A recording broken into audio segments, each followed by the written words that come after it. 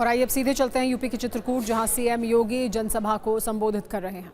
आने जाने के साधन नहीं थे। महर्षि वाल्मीकि का आश्रम कितना अव्यवस्थित सा था। राजापुर में कोई कार्य नहीं हो पाया था। चित्रकूट में 2017 के पहले हम लोग आते थे, कितना चित्रकूट में अव्यवस्था की स्थिति हुआ करती थी। ऐसे लगता था जैसे उपेक्षित सा है, उपेक्षित जैसा लगता था। जब मैं पहले अपने दौरे पे आया था, मुख्यमंत्री बनने के बाद चित्रकूट के दौरे पे आया था, तो मैंने यहां प्रशासन से कहा, मैंने कभी कितना खराब करके रखा हुआ है।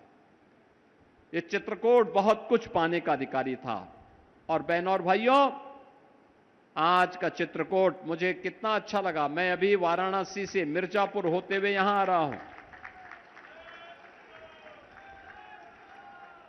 उत्तर प्रदेश में पहाड़ी की इतनी अच्छी चोटी पर एयरपोर्ट का निर्माण हो, यह केवल चित्रकूट में ही संभव हो पाया है। और चित्रकूट वासियों को मैं बधाई देता हूं।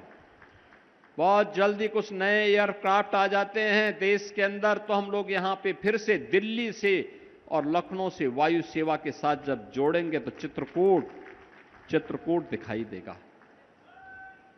बुंदेलखंड एक्सप्रेसवे, आज बुंदेलखंड की एक लाइफ लाइन बनी हुई है।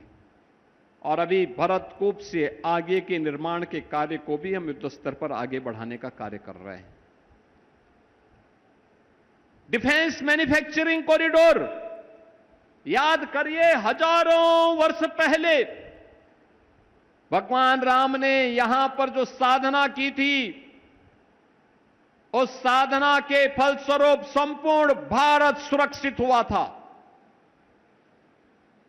उन्होंने यहीं से दंडकारण्य में प्रवेश करते हुए फिर लंका में चढ़ाई की थी, सेतुबंध का निर्माण किया था।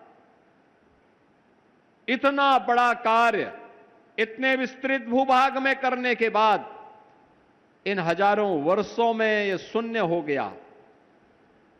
कुछ नहीं हो कर पाई पिछली सरकारें। आजादी के बाद उपेक्षित हो गया। लेकिन बहनों और भाइयों, अब डिफेंस मैन्युफैक्चरिंग कॉरिडोर का यहां पर कार्य हो रहा है। और अभी यहां कुछ ही दिनों के बाद हम निवेश करने के लिए, एक बड़े यूनिट का निवेश करने के लिए यहां पर आने जा रहे हैं।